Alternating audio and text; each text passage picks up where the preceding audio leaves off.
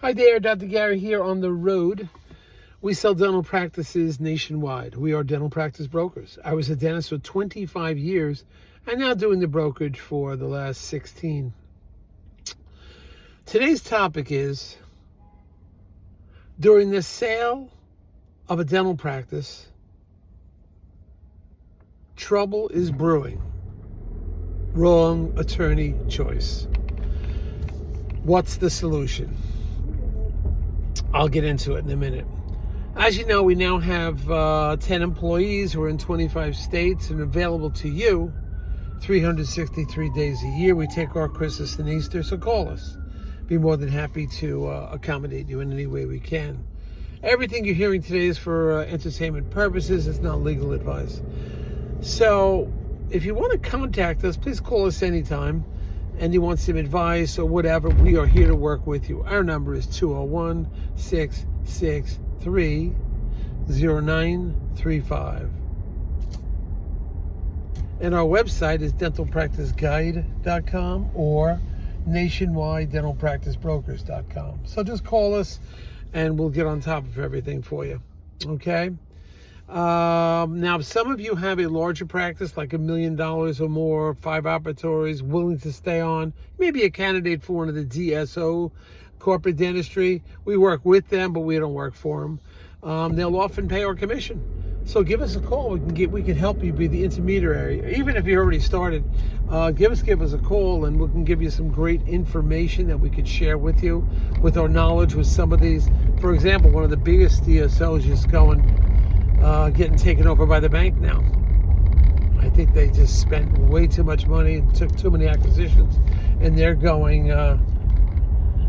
getting repossessed by the bank. This is a problem, big problem. We try to help you avoid that, sticking with some of the larger ones and better reputation. But give us a ring and we can chat with you about that. Now, if you also have a large practice and we are selling it for you and we're representing you, then we could help you with the legal fees upon successful closing. We've done that multiple times. And just as long as you use based on some minor criteria, such as having a great dental attorney. Approaching a railroad crossing. Oh, I'm sorry for that. It's Sunday and I'm working. It's worked out very well for some of the doctors. So give us a call on that. We'll reimburse legal fees upon successful closing. So call us so we can chat about that. So today's topic is what's going on here. We got 2 doctors, buyer and a seller, great people. They're insisting on using their own attorneys. Why? Because they always say the famous 3 words, I trust my attorney. And I'm like, of course you do. I'm sure they're a wonderful attorney, but they're not trained in our field. And all you have to do is, and letting your attorney create the contract, all they got to do is neglect one phrase in the contract, just 1 or 2 phrases, and it could be a lot of headache for you and or your estate. Remember, when years after the closing, if something happens to the seller or the buyer, there's nothing. They always go back to the contract. Show me the original contract, what the agreements were on the contract at that time. That's it. It's all about the contract. It's not he said, she said, I heard this, I heard that. None of that. It's show me the contract. And that's what the decisions are based on, the contract that was agreed to, even if it was 30 years ago. What was the contract? What were the terms? And then you move forward from there. All right? So anyway, both of these doctors not listening to me, both of them have, they don't have dental attorneys. I don't know what we're going to do on this situation. Because I'm worried. We essentially represent the seller, and I try to do everything I could, give the seller all the reasons why you don't want to use your own special attorney, because they don't have the training, they don't have the experience. You need the experience in this field. A dental attorney does at least 3 or 4 a month, 30, 35 a year, at least at minimum. I know one attorney did 164 closings in the year 2024. Others do 80, 90, 75. It's just like, that's the experience you need. So we try to share this with docs. Some will listen to us and some won't. So what do we do? I mean, what is the solution now? I know they're both headed for trouble. I know the contract's going to be wrong. I don't even know what they'll be neglecting in the contract. Does this new attorney know restrictive covenant, work in progress, remake policy, access to records? Are there any clauses about accounts receivable? I mean, what do they know? And if there's a problem, does this attorney, who's a wonderful person and they trust, what previous deals have they done to reflect upon how you handle it when the chaos hits? And there's always chaos. There's always a little something. What has that attorney handled in the past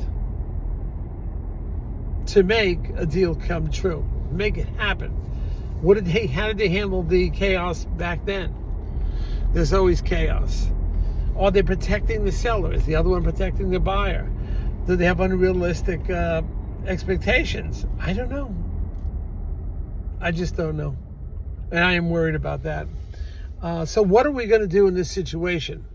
In this situation, I've advised the seller, please, if you insist on letting your attorney write the contract, then at least have a qualified dental attorney, a super experienced, look over the contract, proofread it, see what the downside of the contract is, or else you're headed for big trouble. Absolutely guaranteed headed for big trouble. And I know it. I've seen this happen so many times. So how do you forestall that? You just get the dental attorney to review everything that your non-dental attorney has written. Not every dental attorney will do that, but some will. Charge you a fee for it, make some recommendations. Other times the contract is so bad that just the entire thing has to get rewritten. Not only is a dental attorney experienced, but they know the current laws, regulations, and so forth.